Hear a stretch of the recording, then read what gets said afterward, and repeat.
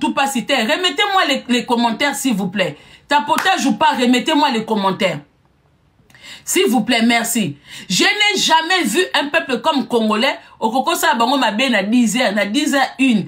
Au fait, qu'on finit ba mort na biso ya Est, Congolais, ils sont fous. Parce qu'il y a eu beaucoup de gens qui ont insulté nos morts. Mais les Congolais, ils vont dans leur live. Bah, qu'ils n'ont pas qu'au tapoter.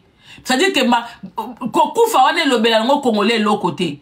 Congolais, dès lors, il était moutakoufi. Attendez qu'on a koufi. Yango bino, et soit kabino ndeni, soki ba fingi ba ta Est. Parce que, biso mona matanga tokoma ba kuitiar.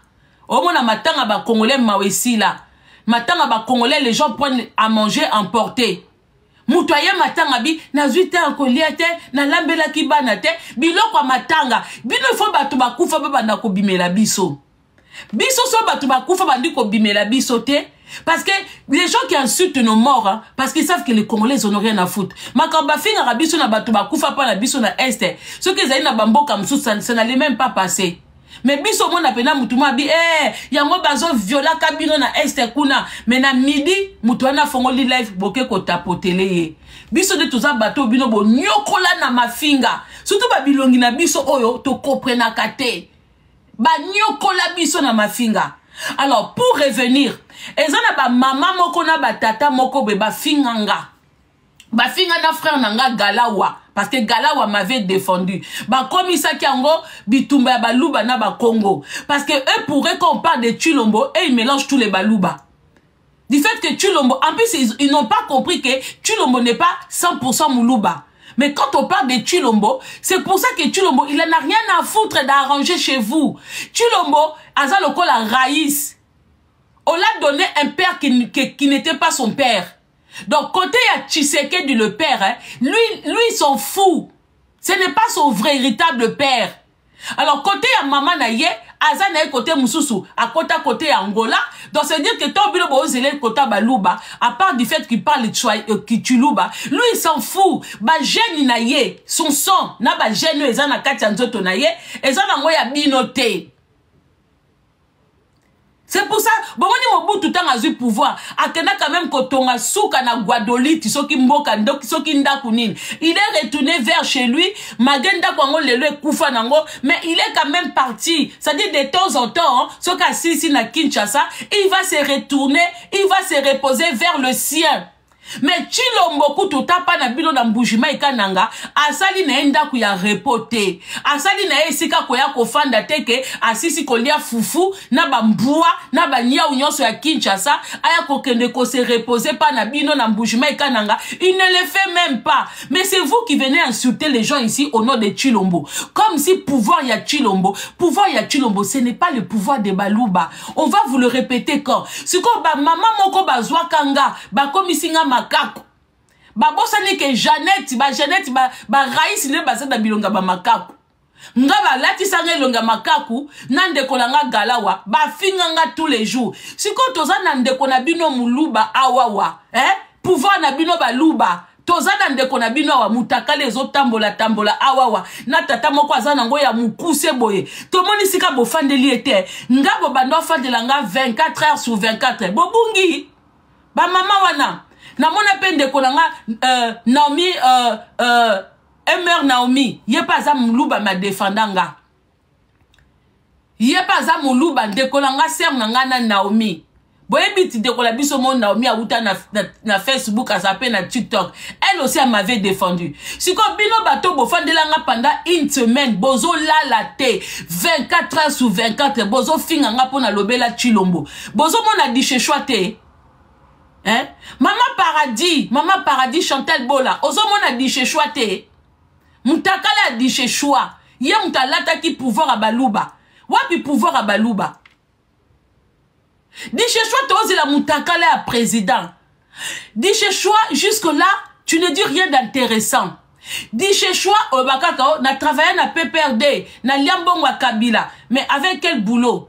C'était quoi ton rôle? Parce que nous, on sait que tu n'étais pas ministre, tu n'étais pas député. Ozakini chef du quartier, Ozakini boukoumestre, Ozakini là tout l'argent oya kobeta tolo, ko lia kambongo yamboka. Avec quel travail? Pour jusque là, le seul travail qu'on a vu, c'est Magoda. C'est Magoda. Tu es parti en prison avec l'histoire de Jacqueline Dalla. Jusque là, toyebi musala obambo chakate. Parce que moi j'ai l'impression que bino bafuta bino mbongo pour venir nous distraire. Parce que musala o yosala zaka mafinga. Oya kakaka. Mais pourtant, en dehors de mafinga, et mon anakausa intelligente, hein, par ta façon de parler, osa zobate. Donc, osa mayele nayo pour venir distraire les Congolais. Même dans mon finga qui ba maman Esther, c'était juste pour distraire. Donc, boza na ba rôle moko bozo jouer, bozo sala ba enregistrement na bino kuna, bozo sala ba mise en scène na bino kuna, bozo sala ba lili enregistrement, lili partout, lili kosuba, lili kolalana, après boye ko bois que la biso ko boyebi ke ba Congolais ba linga mutakala. Donc, bino si boteka soni. Oyebi si ba Congolais te. Yo lobi oza mutakala Félix. Mais, oui, mais moi je comprends pas. Vous dites que vous avez des choses à montrer. Mais ce que comme Kaboyeka Bolobi, bon montre kate pour nani. Maman Sandra, tu sais quoi, tozo c'est là-bas audio penza, compromettante autoebi que soto yoki, Denis Nyake Rotala. Ah ouais, tomoni mbata ya Macron, hein, et Tamboli, hein. Azui vraiment, tu vois, bon que t'as bas commentaire, t'as bien boya ma casse na bas commentaire, t'es, mindele ba, bon moni mundende ba ensemble sa Macron, Macron ko le kalisou souté. Pour vous dire qu'il n'y a pas de vie privée, il y a Mukondi. Mais jusque-là, besoin kaka na babilo komoko pour distraire. Yo lobi que président Bimisi Mutakala na yo. Ok, d'accord. Bimisa paye et comme ba conseiller nga. Mais quelque chose que vous n'allez pas faire. Pourquoi vous osez Sabat? Pourquoi vous osez Sabat?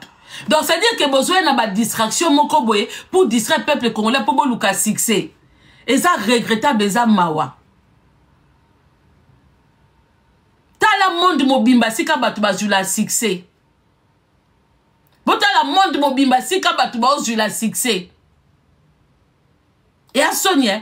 Donc on dit chez choix yo signé na mutakala ne bima. Pas mutakala ne za na Félix item tabimisi. Et ça yo moko parce que tu t'avais déjà prévenu que okozong en actualité. O prévenu ki batu que okozong en actualité. Sauf que yo actualité na yo Oya kanoka kloba, un tel mouyibi. Mais toi aussi, l'argent qu'on te donne, c'est l'argent de vol. Yo pour dire qu'un mouyibi. Venez nous dire que un tel a détourné mbongo. On est déjà au courant que bango tout ba miyibi. Vous nous apprenez rien. Ce qu'il faut faire, c'est moi, tozelaka mukolo oyo, nzamba kokote la po, satan sa sala musala nae. Tozelaka ka nzambe o ba Congolais ba sambelaka na Congo RDC, à côté la bango, apesa bango makasi ya David, ba kendo bunda. Après ça, makasi ya ba Daniel, na libulu ya ba lion, ba kendo bunda. C'est tout ce que nous on attend, hein. Le reste, oh, boaka koloba wana, oh, un tel a détourné. Tout ça là, on est au courant. Vous nous apprenez rien du tout. Rien. À part quoi qu'on distrait à Bisso. Nebi saibino awa chilombo ako sambwa lokola. Maintenant, président Moko Samba Bongote. Vous pensez quoi? Ti Raïs Abimi wana. Mais parce que c'est lui le chef de l'État. Quand tu sabino que Chilombaza président. Raïs, il se moque de nous, hein. Yo mutu, Raïs, tu pensais vraiment que ceux qui yotem tochaki Chilombo yongoza wana. Hein? Le Raïs là, le Raïs de Congolais. Vous vous moquez de quels Congolais? Vous vous moquez des Congolais qui sont à Kinshasa, RDC, ou vous vous moquez des Congolais qui sont à la diaspora? Parce que nous, on sait que si le jour qu'on aura un vrai président, aimant le Congo, aimant les Congolais, le peuple congolais, vous ne serez plus là. Vous ne serez plus là. Vous êtes là parce que c'est vous qui avez mis Chilombo là. C'est pour ça que Chilombo, il joue pas le rôle d'un président, il joue le rôle d'un fêteur. C'est-à-dire que lui, on le paye pour s'acheter des chaussures, des vêtements, pour voyager, pour s'acheter des maisons. Point barre. Le reste, c'est vous qui dirigez tout. Prenez pas les gens pour des cons, hein. Ne prenez pas. Combien de fois Chilombo n'est pas venu pleurer devant les Congolais ici? Kezangate, ngana sala kelo côté. Mais Chilombo ça là na misu na bino. Vous voulez qu'on vous dise combien de fois que c'est pas Chilombo qui dirige là-bas? Chilombo bafou comme ça mutakala na Kabund. Venez encore démontrer que c'est l'histoire qui est faux. Avant, chilombo na kabundi bafuka misa bango na kinga kati bino mo mtu boaki ko beta lisolo na bino mo mtu bo pesaki bo tangu chilombo aye ko finga ba combattant ba mais bobimisaki bino mo bobimisaki info wanati ke yazo finga bino ba tu ko fuka misa mutakala kuna na kinga kati mais c'est vous qui avez sorti ça. Bon, mon atte que Batchakouana na limité, Balemba Koloba, parce qu'ils ont compris qu'ils n'avaient pas de pouvoir. Au début, tous les gens de UDPS, ils ont cru qu'ils avaient eu le pouvoir. Bazo Kauka Moyi Kuna. Combien de fois Tobele la Bamote, Bochiko Kauka Moyi, Bozo Konda Bavoez aussi la Bino, ce n'est pas vous qui dirigez, c'est Kingakati qui est toujours au pouvoir. Protégé. Donc, en fait, ils avaient besoin d'un guignol, d'un Pinocchio, pour couvrir Kabila, le Raïs, votre Raïs. Et ils ont vu que la personne qui était mieux placée pour le faire, c'était pas le danseur des Aïko, c'était pas non plus l'autre là, comment il s'appelle, l'hippopotame là, hein, voilà. Donc ils ont dit la personne qui était mieux placée, c'est pas Dagobert. C'est pas Dagobert qui était mieux placé pour faire le sale boulot. C'était ni le danseur de Zaïko, de Vimba, moi Nanzambe Vimba, oh, c'est pas lui. Et ni l'hippopotame. Donc celui qui était mieux placé pour faire le sale boulot, c'est pas Dagobert. Voilà pourquoi vous voyez pas Dagobert, il est là. Et comprenez que jusque-là, pas Dagobert n'a rien fait. Malgré Misaba audio à moi, si au première dame, on a enregistré. Ça n'aura pas d'effet. Pour Ezalana effet, bon, la bisoba audio à moi, ça pas. Y'a moi, si y'a moi, ça raïs. N'enga ça la qui l'est, n'a pas ma boke. Wane eko beta. Mais y'a moi, ça pas Dagobert eko beta te. Parce que bah, on a pouvoir te. Bazaka kaba échantillon. Oh, voyage, yo kende. Pas Dagobert n'est pas notre président. Pas Dagobert n'est pas le président de Congolais. Donc jamais il va réaliser les promesses qu'il vous a promis. Pas Dagobert à ça les l'autre côté. Hein?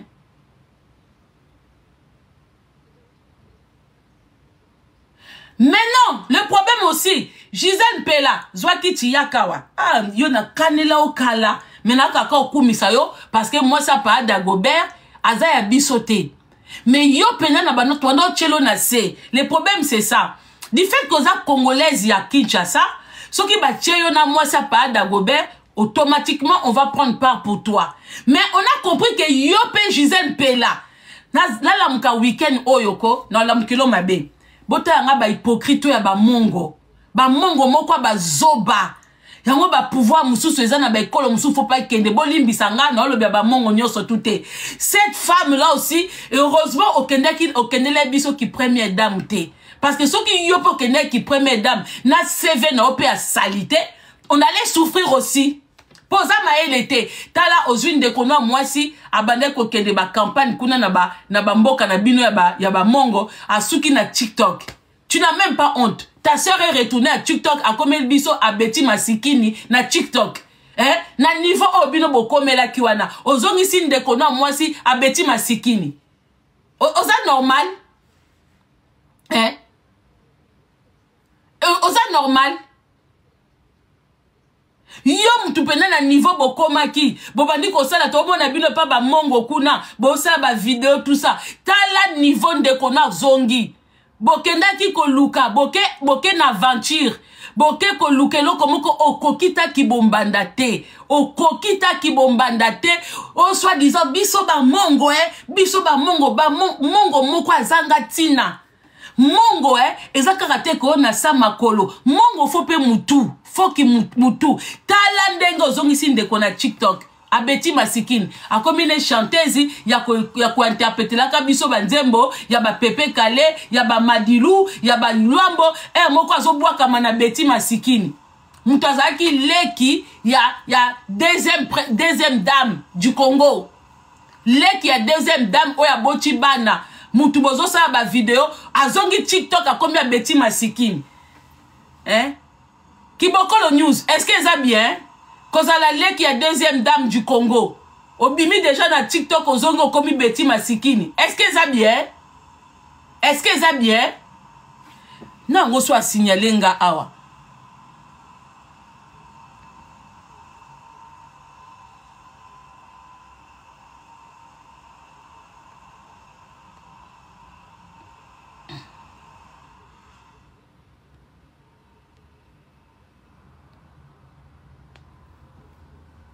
Tout tapoter, hein?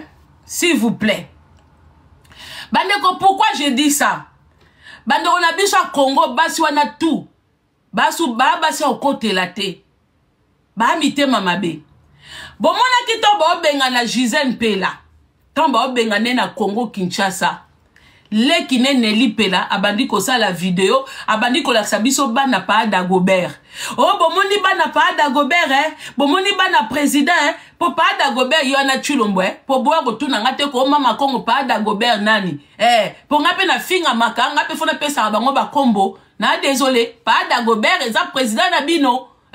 Pas Dagobert. Donc venez pas me demander maman Kongo pa Dagobert c'est qui? C'est votre président pa Dagobert.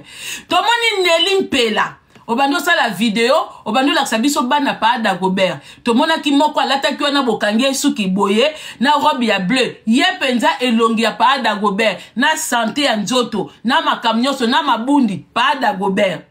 Bosali vidéo boye bo leli ke ba bengani bino bozui avion bozongi Belgique. Le peuple congolais vous a soutenu. J'ai fait aussi partie à Batou Oyo parce que tozaka quand même Batou toi quand même ko influencer décision ya Batou Moussousou. Parce que toi Kolobela, certaines personnes nous suivent aussi. C'est pour ça qu'on doit faire aussi très attention à Badir Nabiso.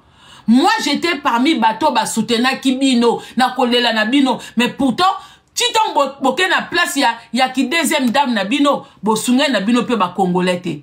Bolia ki bambongo, ba bengana kibino na tina. Ba bengana kibino po bo komedia ko lia cop na deuxième madeso pembe. Hein? Ba madeso pembe ekolo ezaka na mboka na biso. Ekolo efanda pendant des siècles, des générations na mboka na biso, ba koma kotonga ba immeuble tout ça et tout. Bosaya ki ba cop na bino ba mbongo kuna, hein? Moko azo mwasi apa Dagobert mususu azo kotela mususu yo bozo kotela madeso pembe mususu bozo lia ba mbongo ya wenze o ba mama balelaka eloko esala ke ba bomi bengana eza mbongo ya zandu ya madeso pembe o asomba zandu wana o ya somba zandu bosali ba trafic na bino metambe eko bengana bino botieli biso vidéo bozongi Belgique ti bosombi ndako boye koloba peuple congolais non tibo sikoyo aza susu na zemi ngape na comprendre ba zemi na bino te hein ngana ina yeba Gisèle Mpela zemi ezali to ezate po bino moko boye ki na information awawa oh pa Dagobert a télémakate pa Dagobert va téléma femme la kisi ya batu ya diabète. Bomoni mibali o babela ka diabète makasi. Baso babela ka diabète dodo kolo. Nazo pesa ka explication naza infirmière te. Naza ngape na milieu ya médical te. Ngana lo bakaka bango moko nde ba pesa biso info. Mibali basi bazana bango omoni diabète soke komi na to makasi elongo la plaisir ya sexe. Bato bozana ba milieu médical boya koloba soki na o se tromper pona amutu. Na yebi na ngama kam na binote.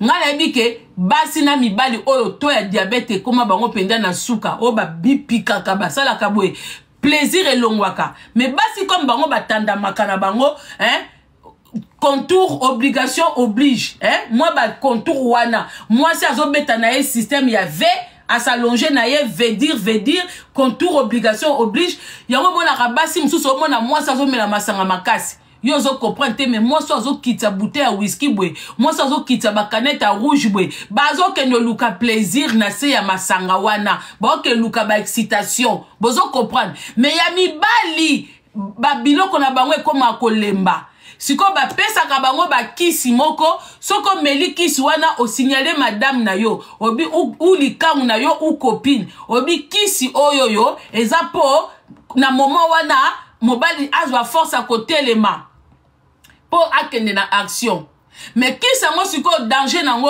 et ça la ba palpitation yango bomoni papa ya dido yo akufa na kisi wana bomoni ki akende likolo moi si pema po physique wana ba contour ba obligation oblige et ça souffle ngale comprenate batusu bakasaka o makambo wana eza sport mobimba eza pema yango bakena nango ngulu te yango pena foza poser na mobali na mwasi siko bakisi wana esala bango ba palpitation plus bazo sa susu ba effort ezokende yango wana ba conseiller Chilombo pe ba muscle esila wana ngate pa Dagobert eza information o ebima pa na bango moko que papa Dagobert tanga yaki Belgique bake Afrique du Sud esimbite baye Belgique esimbite siko po etelema po ezwa mwa makasi il faut amela bakisi wana po e permettre ye siko ngana na tuna bakisi wana koko pesa zemi bakisi wana e pesa ka zemi ou pas bandeko bozana milieu hospitalier bosunga poto yoki que Gisèle Pela ozana zemi ya pa Dagobert. Ah, obike, ngana o comprendre te. Donc, vous prenez les Congolais pour des cons. Donc, ceux qui ont eu un problème, bo kimi pa ba Congolais, po ba Congolais ba la bino solution. Ba Congolais ba dosa la makelele, na ba problème na biso tozala nango. Mais quand ça vous arrange, bo su ba mbongo na bino, bo somi bandaku wana tout na Belgique, on va le récupérer. On moni ba biloko wana tout bozo somba. Il faut ba génération ya bana na biso na poto awa, ba réclamango. Bo donda nango sikoyo. Parce que tant que mon fandi calme kuna na Belgique, mais tant ba bengana ki yona bana, oyaki koloba, boye na vidéo makasi. Obi ke memba mongo ba ko se pena binote. Non na mona batu, non na mona moi sa mongo ya zoba lokola Gisèle Pela te. Tu es trop bête et puis tu es égoïste. Tout le monde a beaucoup na ba evreté. Ozwa ki ba mbongo awa tango za na Kinshasa, ngad mama bana, tu as rien fait. Tu n'as rien fait. Mais ba Congolais ba quand même ko soutenir bino ba yoki mabande ba bengana bino mais na ba mbongo ndambo obolia ki wana yoko ke ko bundela même wenze wana ti wenze obolia ki mbongo ya mundele madesu mundele ya ba mindele te mindele ya ba libanais wana o asomba wenze wana soki oza penza mwana Kinshasa ya solo sika mwasa pa Dagobert azo bebisa yo fa ko bongisa. Mais bozaki na ba intérêt que wenze kende. Mais tant bozui zemi bozo ya te. Mais tant ba ko wa no wanga na mwana boko bunda kuna boye ko sala biso vidéo. C'est honteux hein. Nga kutu na makambo na zaka sentimentalité. Nga boye la ngate ko mama Congo to yeba ka na Alain Lufunu. Na bimise la bino mutute. Wale za ba dire na bino boloba kawana.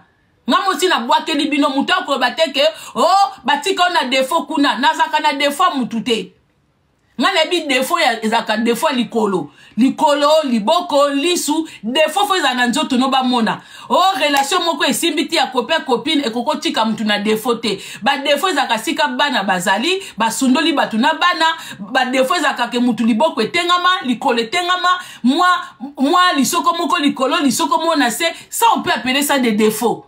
Mais ba défaut msubo ela batu batika ina défaut te bo habite mama be Gisèle Pela bimise la biso zemi ya pa Dagobert po erango to yebaka sika ba mbongo ya ba Congolais okende.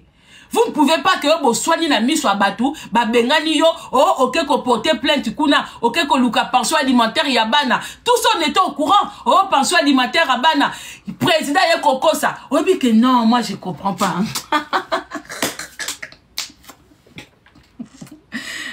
Hey!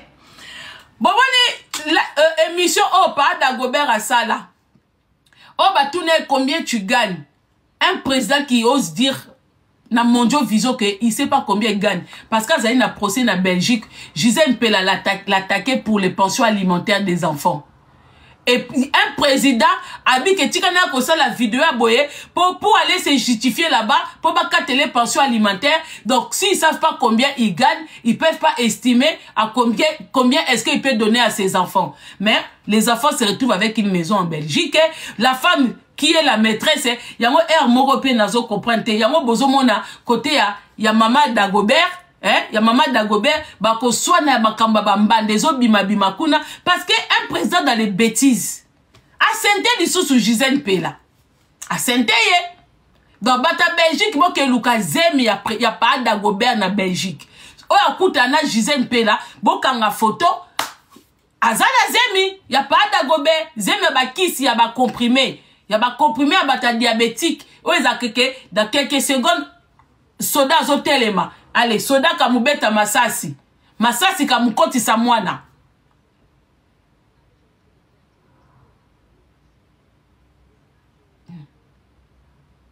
Comment vous dirigez? Donc, c'est-à-dire que nous ne sommes pas dirigés. Nazo lo bango parce que ceux qui m'abonnent qui personnel, tant ba bengana bango fait ba sa vidéo te, tant ba bengana ki bango, ba ebi ke bonga zanga likangu, bon, première dame abona ye, na kanga bisaka na kende. Dès lors ba sali vidéo, ba e kolaksa na monde entier que baza maltraité, baza bien te, mais quand on vous récompense, quand vous remettez votre amour les pendules à l'heure, mais venez aussi faire des vidéos. Depuis le bois quand sa vidéo quand ils ont ma bé, hein, tant bongi sa vidéo ils ont hein, quand ils ont ma bé boye koloba, mais quand le président Mobutu Azaki na basimi balé, il assumé hein, il assumé. Donc bino petan boza ba deuxième femme, venez dire au monde vision batuba yeba ke oza deuxième femme au comme na troisième mois na. Venez dire, n'attendez pas que pa Dagobert a koufa, baba no benga na bino na ba matanga, boba no ba moi j'ai des enfants, te erangoyo. Erangoyo bois comme ça ba vidéo TikTok est comme pour tout le monde. Hein, bozaki makasit. Et puis moi je trouve ça bizarre bêtement comme ça hein, na aliro bo mataki. Et puis ba boxi ba mongo soni hein. Ba liboso na mona ba mongo ba ke guerre, ba ke confrontation na première dame ya rwandaise hein. Na moi ça pas Dagobert. Bozu par na bino na kati ya Congo, bo kepe bandi ko sa makam na bino, ay boye ko zonga ba mbili belle na TikTok. Ba beti masikini na TikTok. Mais c'est honteux hein. Et ça vraiment honteux. En plus, boza pena na boza école moko ba show. Ya ba show, c'est honteux. Et à Sony. Et à Sony makasi. Ce qu'on va aller via pas Dagobert. Donc pas Dagobert, donc traitement na yo pour réussir. Entraînement au ketia sous zemi. Car pas moi si au benganaki. Donc yo préférence wana o mongo au bengani na Belgique au fanise na kwa moko obo chake bana ali makamususu tozo yo kakuna batu bazo somba ba bulidingi banini. À un moment c'est abuser les Congolais. Ba peuple congolais s'il vous plaît. Bon moi un moment quand on vous parle comme ça. Moi je n'ai jamais des fois non ka mawana peuple na biso comment ces gens-là bazo liambongo ya mboka sous nos yeux. Na misu na biso ba okepe misika te, c'est-à-dire que vous souffrez toute la journée. Au fond ni nanda kunoko banda tongo. Ozo luka penda solution kosomba basket, solution kosomba lipapa, ya kolia, ya kolata, ya komela, ya kolata, ya kotinda bana na classe et il y a des individus qui sont là. Bazwa kaka yona lobi bosa kaka expérience. On prend le peuple français. Ba tie bango na RDC. Ata pour un mois avec le même gouvernement ne kima. Ba français ba kimi sabatuana. Ba français ba sakanate simba salaire na bango, simba bien-être na bango, na tongo mo na bango libanda. Code 16 penza, bébé yinda, bébé bonga. Code 16 penza ba gaulois, o mo na mindele libanda. Bo mo na bango awati mukie. Ba bimi libanda. Ba kangi ba transport, ba kangi ba nini tout le temps. Mais les Congolais non.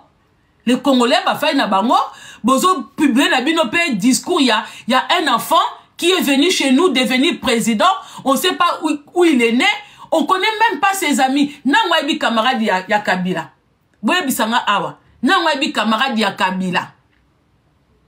Nana yebi camarade na ye. Nane sa yake to tangane classe moko, to betane, nanya yebi mutute. Donc un individu qui sort de nulle part, ayena ba bot ya mboula, mais a commis multimillionnaire, ce qui est milliardaire, Nambo Cannabiso. Donc, il a pris tout dans la moitié, il y a capital à Tongipe. Donc, pour vous dire que le jour qu'on aura un vrai président, Kabila Zana RDCT, Kabila, faut pas te moquer des Congolais. Il faut te moquer des gens qui sont au Congo. Nous, ici, on profite du fait qu'on est dans les pays avec liberté d'expression. Mais sans quand même, parce que les accusations qu'on lance contre vous, ce sont des accusations vraies. Arrêtez de vous moquer. Parce que vous savez que Tshilombo n'est pas président. Parce que si Tshilombo était un vrai président, vous ne serez même pas là. À l'heure actuelle, vous ne serez même pas au Congo RDC avec tout ce que vous avez fait. Vous ne serez même pas là. Alors ne venez pas vous dire aux Congolais, oui, il y a eu ça, il y a eu ça. On n'en a rien à foutre de vous. Vous avez fait quoi au Congo à part dilapider notre richesse? Vous parlez tout le temps des milliards. Un tel a détourné 17 milliards. Non, vous parlez des francs congolais ou vous parlez des dollars? Mais vous êtes mauvais à un point. Moi, ce qui m'énerve, hein, c'est que vous détournez l'argent, mais vous vous moquez aussi des Congolais. Parce que c'est un peuple endormi par des pasteurs. Yango besoin d'église, botondi sango, Mobutu qui s'est levé contre ces genres d'individus, des soi-disant des vendeurs de rêves comme des pasteurs. Binobo ye, botondi si ba pasteur na ba comme ici congolais mutu ala muki na tongo prière, ala muki na midi prière, mais mutema mabezo si la te prière andenge nini. Nous on a vu dans la Bible, les gens priaient mais allaient se battre. Les gens priaient mais allaient travailler. Les gens priaient mais allaient cultiver la terre. Mais chez nous au Congo, les pasteurs, et puis les Congolais, Congolais, depuis quand yozo ke sambela, yango na endormir binobwe, quel genre de démon, bolongo li pe ba ange, tonjimi, tolongo la ba ange, po binomo ba Congolais, et si bolongo li ba ange. Nga ya kopwanate, yozo ke na église, pasteur azo koma riche, yoza kaka ndengo zalaka, elobela bine lo kote, yo kenda ke église ata vélo za nango te, pasteur asombi souka na jeep, pasteur asomba ba Rolls, ba pasteur botala mutu na bino tuko tonga atongi ba flat kaka likolo ya église o nani mutu o abikisa ka longola batu ki pede nzabe ba ka signaler live to tapoter s'il vous plaît mutu o nani walesa yo kenda ke église a walesa o taka mabonja tous les jours mais walesa tongi. Ça vous parle pas, hein? Yoza na poto, ozo toucher SMIC. Coucou dendo onan. Ba signaler live nangai. Bazo signaler nga live. Non mais la comprendre te. Batukutu bazuli bana mitakala awa. Bozo signaler te. Mais soko se paye na live nanga te bimako. Okoko bimate.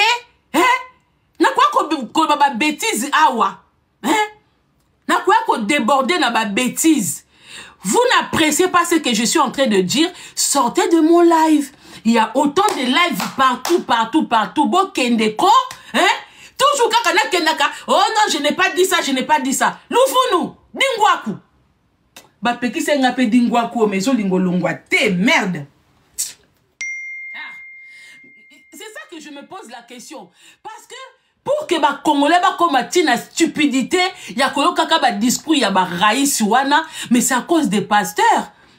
Vraiment, je ne comprends pas. Yoza na poto. Et puis bino bato boyaka awa. Tika kuku dendo. Lufunwe. Soko meki kaka. Nani BKS. Soko monika mutu moka komelinga awa. Tika kuku dendo. Bloqué ye kata e kingo. Coupe la tête. Kata e kingo. Pomboka mobimba ba pasteur ba okoma riche bino kaka olongwaka luvulu kuna makolo na kenda kwa nzambe bomona te nzambe boyoka kaka na sango na bango moko mutu bayela biso nzambe ngo tala mboka na bango nde ezotongama namta ese bino po bo sambela nzambe mboka etonga te do balali si bino est-ce que Jésus motanga yaki na mukili atonga ndakuni. Mais bino va passer dans nos non, attendez, Jésus va faire. Jésus, il était sur terre, il a fait quoi? Il n'a rien fait. Ndakuni nango Jésus atonga. Yemoku taiki na mukili ata église a papa na e atonga te? Atiki nango Salomo. Ya tongi te? Yelo kwa sali kaka, komitipiye ba soso, komitipiye ba nini, aboma ki commerce abatu. Bilo boye bate que Jésus il a gâché le commerce des gens. Jésus soka zaki na époque à lelo, bato bazala banganda, ba chuchu luambo benga basala ba piaka. Ba papa la biso oyo na ba port de maman osika nani, ba Mélanie benga basala ba piaka. Ba matiti benga basala ba piaka po anga ba no multiplier ba soso, anga ba no multiplier masanga, anga ba no multiplier ba doko to yaki na besoin ya kubando somba te. Ba anga koza na ba suka na binemi, perte économique. Perte économique. Oh Jésus a ça là. Jésus baninga baoteka vino kuna batu basa la feti po ba ke nosomba ba vin batu ba kota mbongo commerce ke liboso Jésus akati bango kop abandi ko multiplier moko ba vin poleli batu kuna bien bokasi ba oh on a tué Jésus pour na ba péché na biso yo botama na époque wana te koko naza na Bible te mutu moko te mais tu préfères que nous refandisa masoko na yo na église moko bazote yo ata komba mambweni na kati ezate kombo ya dokolo na kati ezate kombo ya nini na kati ete yo ke na église moko histoire kaka ya ba hébreu ya ba romain ya ba nani yo moko tu ba congolais toza na kati te manque à faire du ngwaku kende. C'est à cause de ces gens-là que le Congolais n'arrive pas à prendre soin de eux. Congolais zana mboka moko ba mbongo ba monta o ezolo ba mawana boyo kango. On parle de di bota susu zoba na bino votre ministre de justice wana o bino tout beaucoup misaki parce que Congolais c'est un peuple flatteur. Bozui mutumo kwa ye na basuki à l'époque de Michael Jackson on dirait Mondia premier azu coupe ya mo akeko ressusciter Mondia premier atie Mondia premier na mutu bo betelie maboko papa na biso mutamba sala nini mais mutamba ça un assassin bozo bake bana wana bakuluna vous ne réfléchissez pas est-ce que awana poto batu bazo boma batu bosi ba boma bango bana wana. Posez-vous la question, la jeunesse les a détruits par rapport à qui? Ce ne sont pas des adultes. Bozu bana boke ko bomba. Mais yazana ba assassin pembe na ye abomi bangote. Vous, bina bozo ke no luka ba petit koulou na oya ba quartier, il suffit ya ko pesa bango bilanga basala, ya ko pesa bango menuiserie, ya ko pesa bango mécanique, basala en 2 temps. Bomoni ba koulou na kin, so ba na poto en moins de 1 mois, mundela ozong sa bango normal. Mundela ozong sa bango giga. Mais ça on vous laisse à vous. Les ministres, vous tuez les enfants des gens. Les enfants que la société est incapable de fournir le travail, de donner le travail. Les enfants où la société est incapable de les insérer dans ba métier. Boke boma bango, bozui mutamba wana, alelelo ozoe la batu, aobi m'appelle comme héros. Mais les Congolais, vous décevez les gens, hein. Mutamba na bino abimi, na coupe na ya Mondia premier. Bozo ko acclamer azo bakete bango mutu ba yibi mbongo mais pourquoi si c'est eux qui ont volé l'argent yo bomi bango toke boma bana batu yo si na siete la kiyo mutamba yo koki ma Congo te boko boma na bino koki mate yo boma bana batu soit disant bango pe bazami ba assassin qui est la cause qui a causé qui a fait en sorte que bana na ba koma ba assassin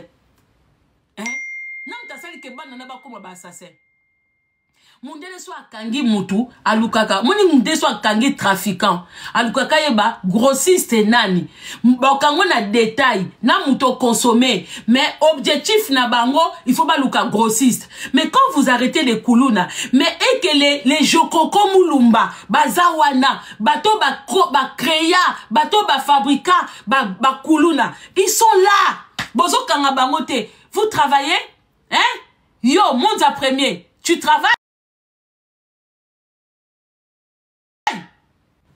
Mondia premier, t'appelles ça travailler?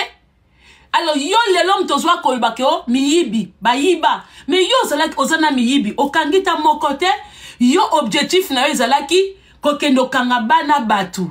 Bana o bazana pauvreté. Yo, kalisi mutua zangi eloko akolia. Il finit par faire quoi? Il finit par voler.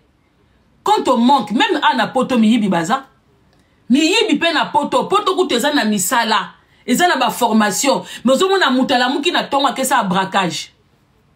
Mutalamu ki na tonga ke ko braquer banki, a braquer banini, ba tata mibimba ba miyibi, mais yo ke ko zwa bana batu oboko ke ko sala bango, bozo tonga ta ba école de formation te. Bozo tongata ba centre de formation te po bana na ba yekola ta ba métier.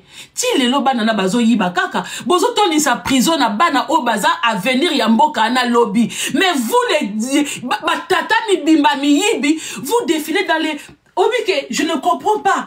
Mais ami da somba château awati, mutamba. O laneli mbongo o caméra to somba château awa.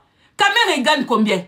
Bonjour, mouyibi à caméra, bon PCP poste en bongo. Donc, un voleur, vous le mettez devant l'argent comme ça. Pour ça, on a hein? Moutamba. Yoko longwate, yoko kimate. Yo makila bana wana, il faut elanda yo. Makila bana no boma. Parce que ba Congolais a zoba, ba ki koku misayo. Boma bango. Pour ce que ça qui bana na bango. Balinga ki balo ba ke boma bango. Mama ni na ta mwana na za assassin. Alinga ba boma e. Mama nini?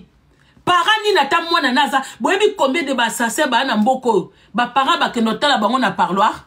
Boyebi. Mais si quand il y a biso kutu banana, bah comme il parce qu'il n'y a pas de travail, il n'y a pas d'école, il n'y a pas l'argent, les parents ne travaillent pas. Bazo bota, c'est le loko bazanango, kotia bazemi, kolala nakalala kalokwa bama bata. Donc botike là ba congolais, distraction il y a église, na ko botaka botaka. Ay so pe bate bota. Mbongo afuta na maternité ezate ale bino boye na kibo konji na bino bo futeli bango ba nyonga maternité bo sombeli bango maputa tout ça et tout mais moi je comprends pas ale boya kana réseaux sociaux bo sala rassembler ko futa ba po ba lobela bino te nga bo futa ngate so na lamuki ka mabe na pupoli bino na badagobert na basi na bino tout wana muko kalola mukamabe nga bozo ba mbongo na bino bo kabango pa batu misusu po ngai kaka soki na lamuki mabe na pupoli bino na pupoli bino alors batu na no bazolo ba obo kabakaba mbongo bo futa ba mbongo nga soki na liembongo na bino na kolia ngo na perte po soki na lamuki kama be na lamuki libino vous êtes trop mauvais na kabila oyo muta vimbisi mapeka na misu na biso ayaki ta mukie kwa ki kwala nzala Kabila se moque des Congolais aujourd'hui obite fobo la musa Mobutu hein Nandenga mabete. Tshilombo est l'erreur des Congolais. Tshilombo a fait la même chose que Kabila le père. En force de vouloir le pouvoir, Kabila, on l'a imposé Raïs. On l'a imposé les Rwandais au gouvernement. À l'époque de Mobutu, oui, il n'était pas parfait. À l'époque de Mobutu, il y a toujours eu des Rwandais. Mais Mobutu, il était tellement charismatique. Il aimait tellement le Congolais. Il aimait tellement le Zaïre. Il aimait tellement le Zaïrois. Il faisait en sorte de protéger. On était toujours combattus. C'est tout à fait normal que nous soyons combattus. Un pays qui a autant de richesses, il y aura toujours des vautours. Un pays qui a des richesses, il y aura... Bon, le lobby tombé, les canards Russie, na Ukraine. Vous pensez que où est l'année? Kaka ma belette. Parti à ma belette. Russie comme Azan a pouvoir, Azolinga yiba Ukraine. Donc, et si la kate... Pourquoi vous pensez que tous ces pays-là, ils ont des missiles chez eux, ils ont des bombes, de bombes chez eux, parce qu'ils savent que même s'il y a la paix aujourd'hui, à tout moment, ça peut aussi déborder. Pourquoi tu as fête nationale na bango, balaksaka mwandambo abiloko bazanango? Hein? S'il y avait réellement la paix dans le monde, pourquoi il y a des armes? Pourquoi il y a des missiles? Pourquoi il y a des bateaux de guerre? Pourquoi il y a des avions de chasse? Pourquoi il y a toutes ces choses-là? C'est parce que la paix n'est jamais éternelle. La paix ne peut jamais être éternelle. Bon, continuez à causer la Jésus na bino na RDC. Bon, continuez à causer la Jésus na bino. Parce que vous n'avez pas compris que même s'il y a Jésus, dans ce monde, dès qu'il y a Dieu et Satan, il n'y aura jamais la paix éternelle. Paix éternelle, même tant au coup, on ne sait même pas où on va aller. On ne sait même pas ce qui est paix éternelle en Wélanda Bisso. Il y a un bon monde à payer belé. Donc, Bisso, automatiquement, on devait être préparé. Un pays qui a autant de richesses comme nous, c'est normal, il fallait tous à préparer. Il fallait que tous en aient ingénieurs, il y a qu'à préparer Babylone, qu'à garde-fou. Il fallait que tous en aient frontières, mokoboye. Hein? Batbazo ou ta Braza, ta Congo comme ils veulent, Kinshasa comme ils veulent, Moutazo ou ta Rwanda, zo Katia comme ils veulent, hein? Même na Bamboka Moussoussou. Et na ba frontière Moussoupe, Bamboka quoi Strasbourg, tant aux okota Allemagne. Ba frontière eza yozo kataka ba otala otozo kachano kabwe eza na ba contrôle eza yozo mona kana kati na nga makolo kwatulu bazo mona yo tout des contrôles kutu oya lo kuta waneza kana njili obika na njili wana po ba avion et atterrissa kune mundele yemoko à partir ya satellite na atala nyos bisto ata na satellite te bingwaku n'importe qui peut survoler, hein? territoire na biso boye bala bango même pas. Ba aner et pola musala aner ka côté man aéroport ko kanga batu yo finga ki Chilombo aner dingwaku bozo kanga te. Hein? Est-ce que bilo boye bi kutu même contrôle aérien? Boza nango na Kinshasa wana ka kosomba ba mituka kosomba bandaku ale batu bakumisa bino bozui peuple moko bokomisi bango ba bazo souffrir en silence. Bazo bunda na ba franc congolais et pola na maboko pendant que vous vivez avec des dollars yasika. Ah congolais. Tenake nanga. Pardon. En tout cas dit choix. Ça la succès na mutakala ne vient pas nous distraire ici que le président